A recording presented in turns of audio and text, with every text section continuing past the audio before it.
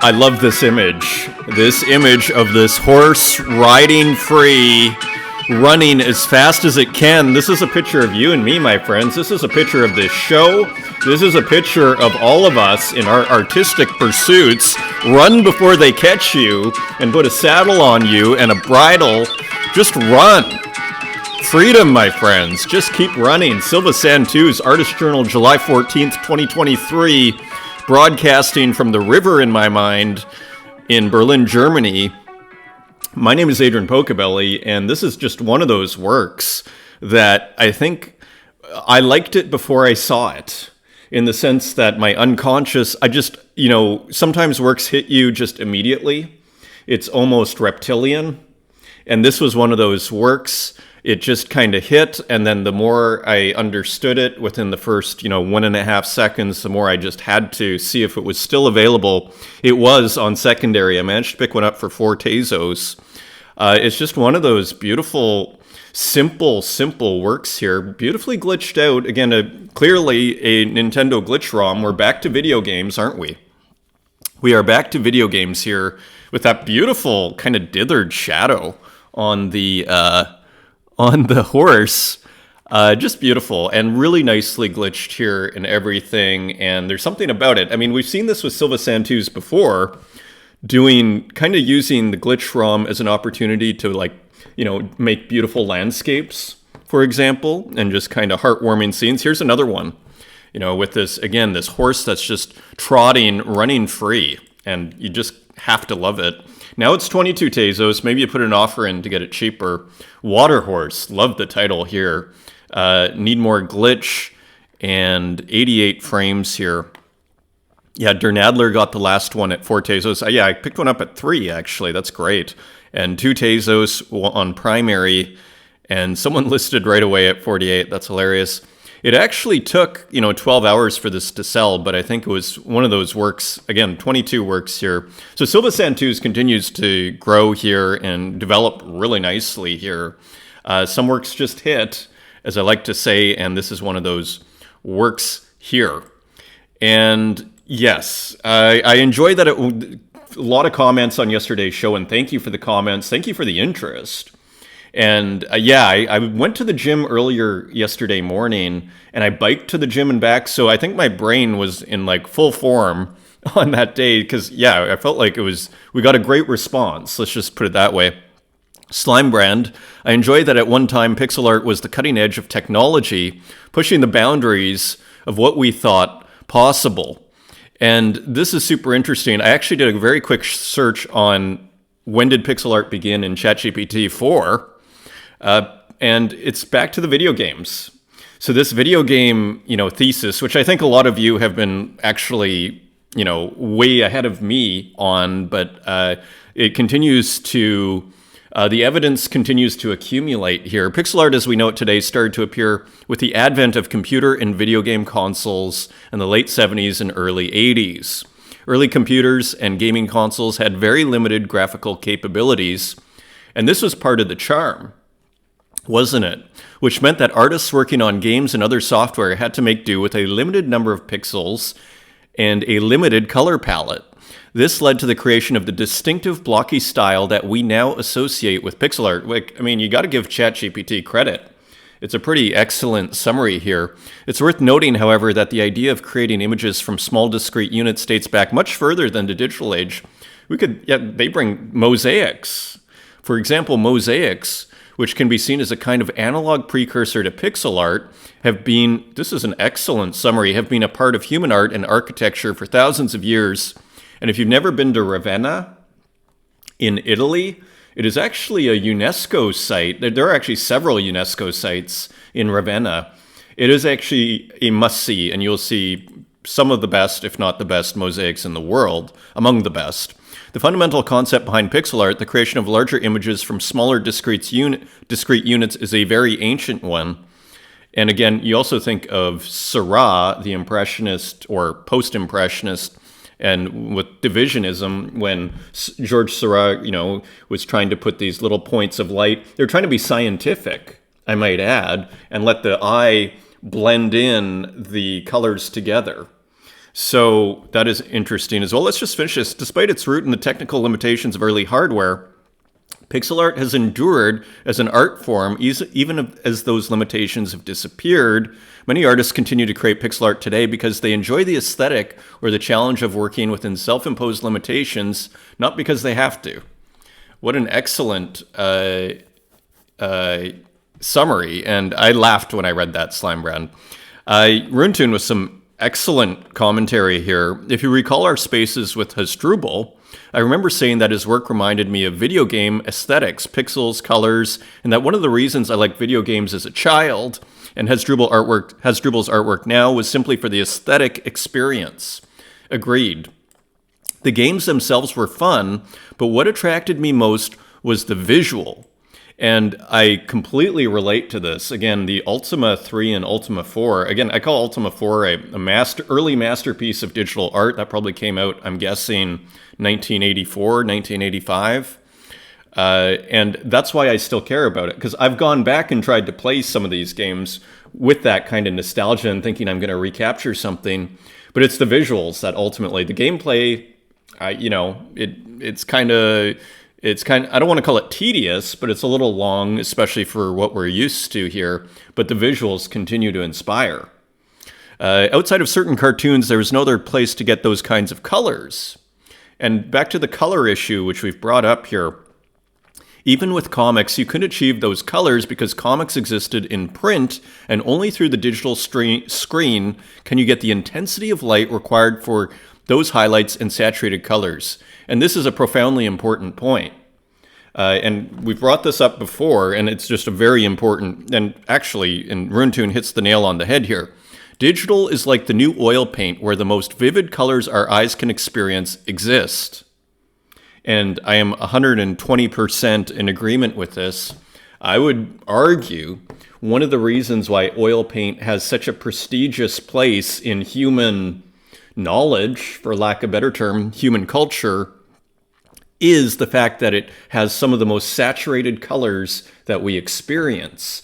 And you could argue, and I think we've brought this up before, but Runetoon brings it up beautifully here, that digital is the most saturated color that we're experiencing since oil paint, basically, and probably surpassing. When you put one of those screens, like an iPhone screen at full capacity, it's probably brighter, which is interesting. It's made of light. I mean, it's lit by light at the, backlit by light. I have to add to this too, we could dedicate a whole discussion on this topic, that those early video games didn't come into the scene presenting as art, a very important point.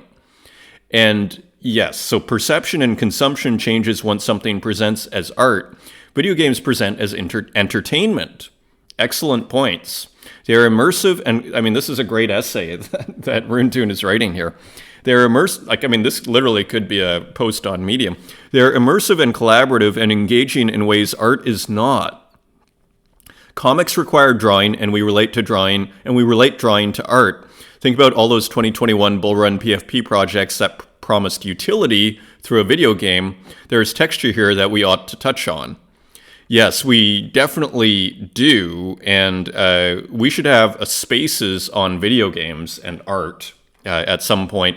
Next week is, if everything goes according to plan, Unknown Collector will be showing up, so that is one a lot of people might want to check out, if not just to introduce yourself to a big collector.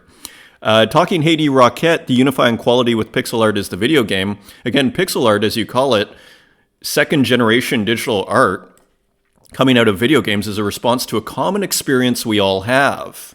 Much like any art movement, it is not one, but many artists responding to something that gives the movement a theme, a voice, a conversation.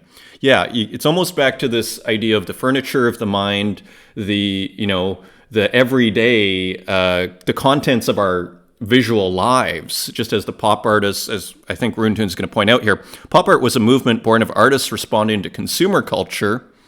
And also, I would, and I'd add to that, and maybe it's a subset of this, is graphic design. In a lot of ways, you could say Warhol, who was a graphic designer, was celebrating the beauty of graphic design. And again, this was coming out at a time when abstract expressionism was high art and all the rage, and all of a sudden graphic design was this low art. And you could see a similar analogy with video games. How dare you call video games high art, but, appropriated and transformed in the right way, why not? Maybe it's a really powerful kind of art. There was a lot to unpack with consumer culture in post-war America. Artists like Warhol began to treat art in the same way that commodities were manufactured and marketed. So, fascinating comments here from Runetune. A lot of food for thought here. And, I personally, just sharing, coffee thoughts out loud here, and nobody needs to agree with me, but in my mind, what's going on here in this, what we might term a second generation of digital art is, to me, it's the most exciting art movement since pop art. And I think it's kind of significant that you're bringing up pop art here because it's kind of dealing with our everyday lives. And perhaps, and we're painting with a broad brush and overgeneralizing here, but a lot of what art seems to have missed in the last, let's say, 3 or 4 decades is art that we relate to, that kind of speaks about our lives and kind of represents us. In a weird way, you could argue the contemporary art world kind of ran away with itself and its own ego, and kind of just became, what is the word, solipsistic, which is just kind of self-involved and not so much about, speaking for the people to a certain degree or for the general subjectivity of the age. Continuing on, Rosetio, I love it. Visual art underground. It's funny, it's amazing I've never mentioned this before because I've actually been describing the show as that for months, which is hilarious. And I love that too. I'm sure that will make a return. Thanks for featuring my artwork once again. I was not taking the summer break. It's winter here in Australia. It's so easy for us to forget in the Northern Hemisphere. I was just doing another job and it's quite busy, but I'm back gradually making time to create more work. We'll have a group show with Super Chief in no time. So that is exciting. So congratulations, Rosetio. Thank you for the comment. And DJ KIRO, thank you for showing my artworks. I couldn't figure out what to call it, so I went with Perpy since it was purple. And finally, we don't have time for Olive Bull's comment here, but I read everything and there was here. Another thing in my mind is the fact that one can forget that video games are tightly bonded to a utility, interactive experience whose objective is to entertain. So back to this idea, video games are entertainment. So how does it fit within the context of art? I believe this has kept hidden the fact that video game graphics are in fact an art form. And again, I'm kind of back to this idea of the pop artists celebrating graphic design. It's basically the same thing. The graphic design was not intended to be quote unquote high art. But it's kind of the same thing with these video game graphics. And all of a sudden the artists are going, hey, they're starting to mine this material. Developed by actual artists. I feel like the utility side of video games have kept them off to be considered an art form. And I love how in this ecosystems, artists are making us look again, decontextualizing the video game image, beautiful line there, from its natural utility-driven environment, which sometimes made its beauty a little less visible, to make us realize that the things have always been quite beautiful. Also, this new wave of art collectors have grown up with video games. It's a nostalgia-driven, reivindicating recipe for success. Also, I love your proposition of considering the influence of video games as maybe a turning point, considering digital art. Certainly it gives thoughts material. And finally, a thing about the market. I believe it's awesome, even with its sometimes bad actors and stuff. It keeps blowing my mind the fact that one can mint a piece and instantly get feedback, a returning echo from someone else. I find this to be a very positive thing, and I totally agree. And I think it's making us all stronger as artists, because sometimes it can be brutal. I mean, you put a work out, it barely sells or doesn't sell at all. But what's good is we're subjecting ourselves to the brutality of a free market. And that ultimately makes us stronger, I would argue. And I think it actually leads to better results. I think it helps us understand, it helps us question our own assumptions, and we get feedback right away. Whereas you can be working in your studio again for years, show here and there, maybe one sale here, you're not sure if it's because the person knew you and everything. So to me, the market side, the economics of this scene may be actually the engine. it may be the engine that gives us an enormous advantage over any scene that's not as free market. And this is just pure free market. So that could give us a huge advantage. And we see it every day. I mean, I put this show out 4 days a week, and it's usually like 40 minutes to an hour of new art that's coming out in the last 24 to 48 hours for the most part. So one wonders if there's a connection there. I myself know I have made my experimental video pieces to never be seen by anyone once uploaded to my forgotten YouTube channel. We've all been there, ended up deleting or hiding most of them, and I feel this is the case for many artists. There was just no feedback. To some people, someone willing to pay $3 for a piece they made is their first experience of selling something they have created. It's empowering and it keeps the motivation going. And finally, I just want to read this quote here. Quote, "While making art, take care of the quantity and let God take care of the quality." This is an awesome quote here. Again, one of the great lessons I learned, it was a Copernican revolution in my art making, was quantity over quality, which sounds totally, sacrilegious. Even to me, to say it now, and it's like, should I be saying this in public? But as an artist, it's more important that you're constantly producing, and I'd argue the best artists do this, to be constantly producing than trying to be a perfectionist with your art. I mean, you want a standard, but you don't want to be a perfectionist where you never release anything. Quantity has a quality of its own, as some people say. And I think, there's so much great stuff in here. So let's just leave it at that if you want to read more. And thank you, Jonathan. The opening figures are Earthlings under the Silurian hypothesis, intelligent dinosaurs from Sid and Marty's sleek stack Land of the Lost.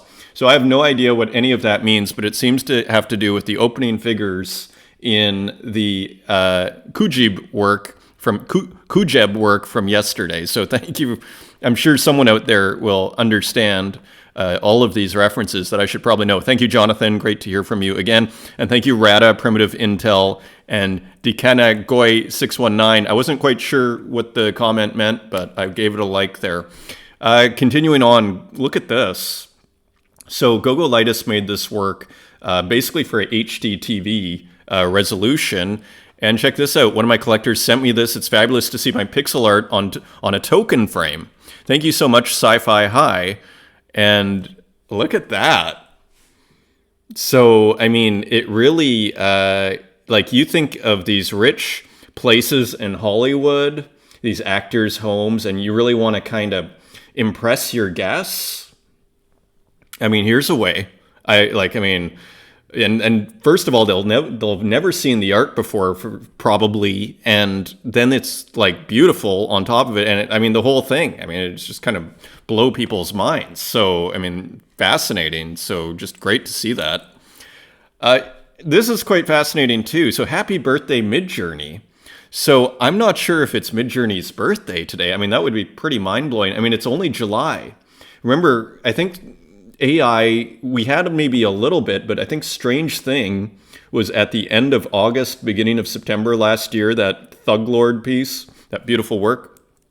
So, it feels like forever, but so this is a year ago, and this is now. So, pretty interesting. I'm not sure if that's the same prompt, but all to say, Midjourney is young, and it's pretty incredible the strides it is making so far. Look at this. So Bit Necro has been active on Twitter here, which is super interesting. And this one was great. Hand-drawn 3D pixel art, 1-bit 2019, ink on paper. Fallen in wasted youth, nothing is the same. And so look at this. So this is ink on paper. And you got to love almost like, I was going to say the mistakes, but these are actually little pixels here. So just really beautifully done. I'd love to see this in person. And it also got me thinking, should really use some graph paper to make some, 1-bit pixel art. I think I actually want to make a series of just black and white 1-bit art. There's something kind of beautiful and interesting about it. Anyway, this is a beautiful one. And you see, and physically rendered here by Bit Necro. Really, really interesting artist here. Just a wild, there's the flowers and everything. Just a super cool artist here. Yeah, I'll check out Bit Necro's feed. Dan Control with showing us a work in progress, basically, showing us the outlines, a little bit of the process that Dan works on. So first doing all the outlines, and there's a lot of things you can do with these outlines, not just the gradients, but so another cool medieval work here from Dan Control, and the work is released here, and you gotta love that structure here on top. I mean, that is maybe my favorite part here, is the structure. It's got a real medieval feel to it, doesn't it?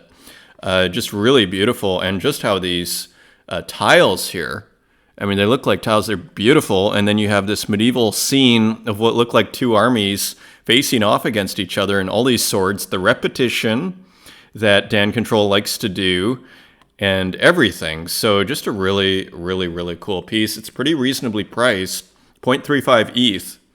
ETH is going up in price, though, so fun times in the crypto markets there.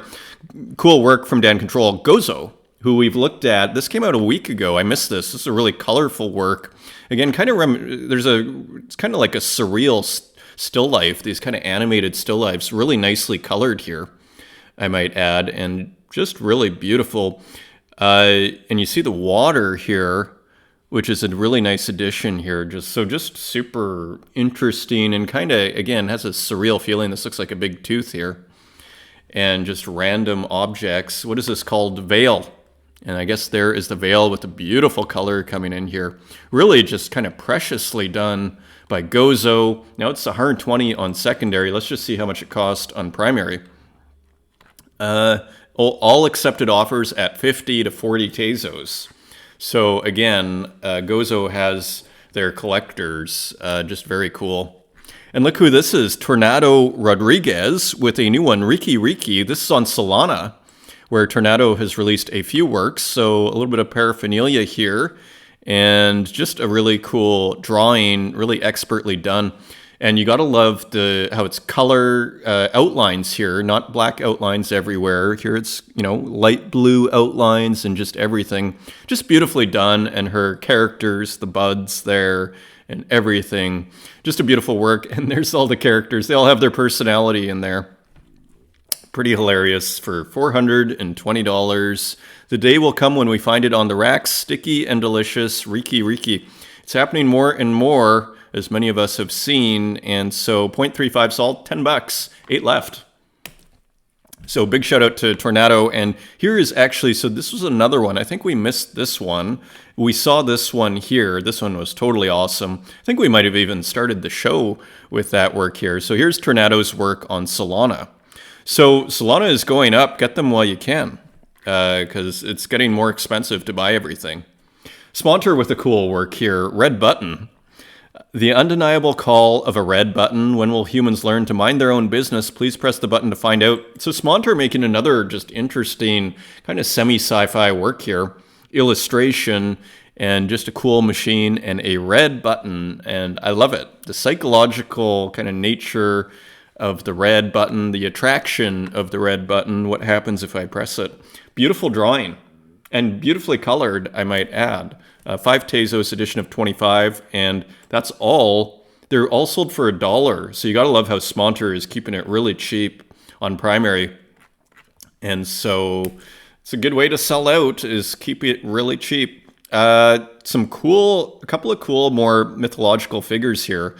More mythological figures that I've never seen. I mean, it looks like Bigfoot with a bow and arrow here from Daniel W. So really cool piece here.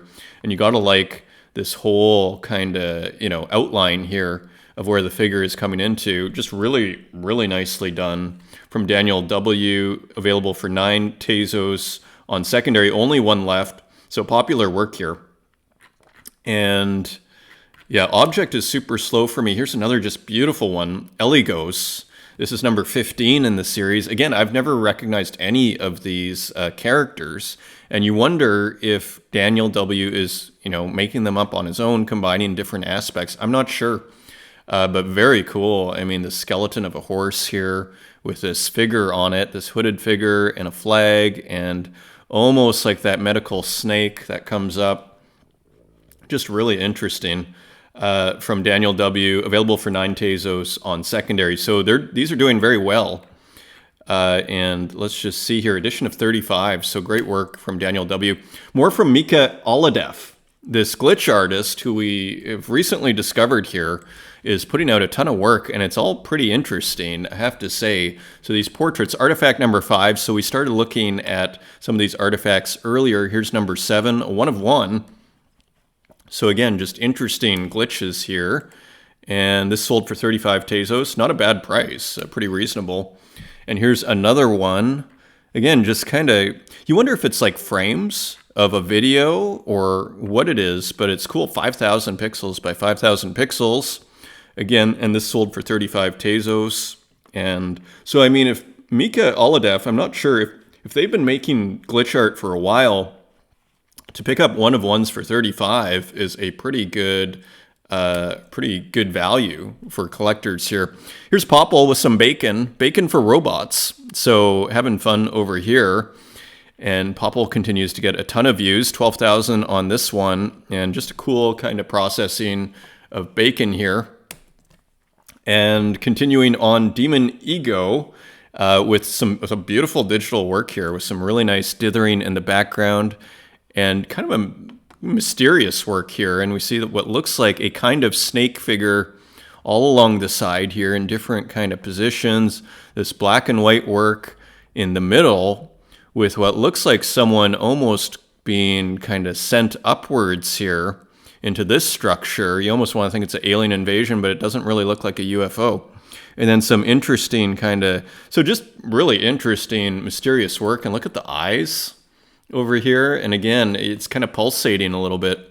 Everything was better the day after they arrived, so it does have that alien sort of feel to it. Edition of 10 for 10 Tezos, and maybe they are sold out. There are 2 left from Demon Ego.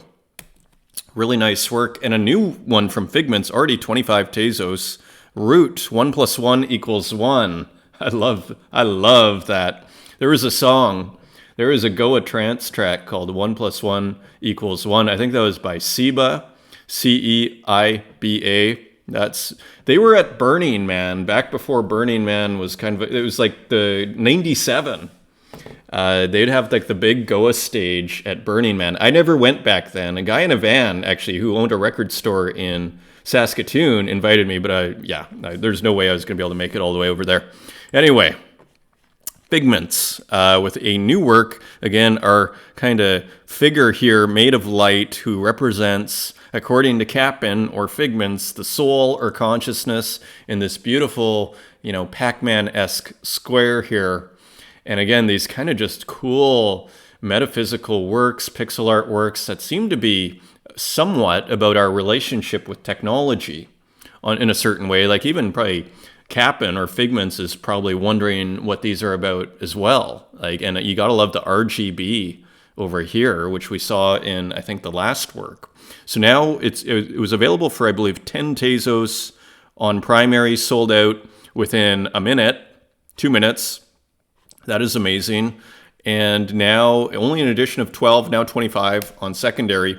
And also Pixels, who is also Capin, released a few of these biological works here, 1 of 1s. I picked up a couple. There are 5 Tezos. I thought, why not for a 1 of 1? I didn't have any. And here, just beautiful kind of pixel artwork here with a biological feel to it by Capin. And here is another one. And I'm not sure what these words mean. This is they all have their different quality to them, don't they? So very cool work here. Pixels, multipixelar organisms. So again, kind of a biological theme. Pamela Cerrone with Pinche. And again, just playing with GIFs and large scale pixels here. So just another kind of fun work here from Pamela. I'm not sure if this pixelation thing is a newer development from the last couple of months. A 1 of 1, and let's just see if it's sold. Yeah, object is killing me here. We'll see if we can come back to that in a second here. And check out this, another beautiful ROM work, more video game reference, this time from Philosopher Gamma. Look at how original this is. Really playing with what I'd call the aesthetics of ROM gaming, a Nintendo ROM glitch. And we saw this with Haiti Rocket as well, which is, where sometimes there'd be like the plane on the aircraft carrier, and it would just be a slight flash of maybe the cockpit, just kind of going, flashing lighter and darker, and it brings up questions of the aesthetics of like what makes an artwork, and I think it's really interesting. We're seeing that same, I feel, either consciously or unconsciously, we're seeing the same kind of questions being raised here into what makes, an artwork and what can be beautiful. And I think she's doing a beautiful job here. So edition of 11, there's only 5 left. The market likes it too. This was just released. Need to get one while I can. Datura with a 1 of 1 territory hero raid, arrangements and appropriation of a digital space. So cool work here by Datura as usual, with these really big, almost slightly distorted pixels, and just really nice color and just super interesting. And not listed yet, just minted. Another one from Not a Number here. So you're getting more complex, these gradients here. And this is the great thing about doing series and exploring a subject is, things evolve. And we're seeing that here with little structures are starting to appear in these, I think, 16 by 9 works here. So probably sold already, for 5 Tezos, 2 Rosatio. So these continue to sell. I really wish I could have picked up the first one. It wouldn't let me buy it. Agrippa, edition of 10, and this is called number 5. So just kind of an interesting work here. I think it was in Popple's Twitter feed that I saw this retweeted. Just kind of an interesting pixel art, abstraction. And so I went to Agrippa's page here, and I was expecting to find more. It looks like kind of a newer development here. So I hope to see more pixel art stuff. This is really cool and just original. Agrippa.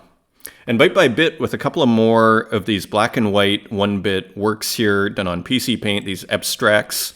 They're selling for 9 Tezos. I picked up a couple of them, and I just think they're super interesting here. Again, these look like the mountains in Ultima 4. This also looks like a bit of a, Ultima, almost like the water a little bit. So probably a lot of this pixel art, there's only so many combinations. It's all going to start to look a little bit like each other. Here's another one. It seems to be going with 3 letters in the title as a kind of theme. And here you have bricks and everything. Again, you see Ultima here, but it may be totally accidental.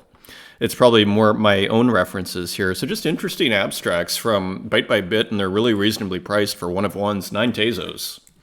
So I bought 2 of them. Yeah, and 3 more were released. I bought 2 of them because I bought the first and I thought that was great. But then I thought, in the gallery in my mind, I kind of want a wall with 2 of these on it, and that will complete it. Ken, I get myself in a lot of trouble doing that sort of thing, just thinking about completing the room, and I justify a lot of purchases that way. Manidal with an interesting work here, Meow Workspace. So kind of an interesting self-referential work. Kind of looks like maybe a sprite, but a very simplified version of it, interestingly. And then you have one of these kind of, if you've ever bought a model of like, what is it, Revelo? Is that the name of the company that does like the plane models and the ship models that you can make, the miniature ships?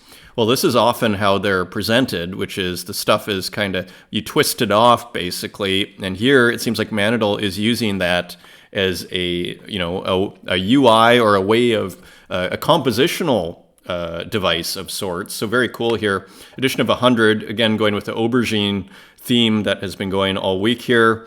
Edition of 100 for only a Tezos 50. Cool pixel artwork. So look at Mo SHIT with this really experimental work here. Again, has a kind of a video game feeling to it with the characters, and just really kind of glitched out here. This is a 1 of 1, and I believe it was 25 Tezos. I thought a really original work here. A lot of experimentation and everything. Oh, it's sold. It has sold to August Ground. Shout out to August. Accepted offer of 13. Yeah, I think it's a pretty cool work. Be happy. Here's another one by Mo Cool Thing, and more interesting experimentation. Like, we're seeing things that I'm not seeing elsewhere. A lot of these kind of interesting distorted repetitions, and you see how the time is, again, we're back to video games here, the snowboarding video game, just in this GIF loop. Really interesting. This one's only 10 Tezos. It's still available on Object. And then DJ KIRO, I missed this. This is from last week.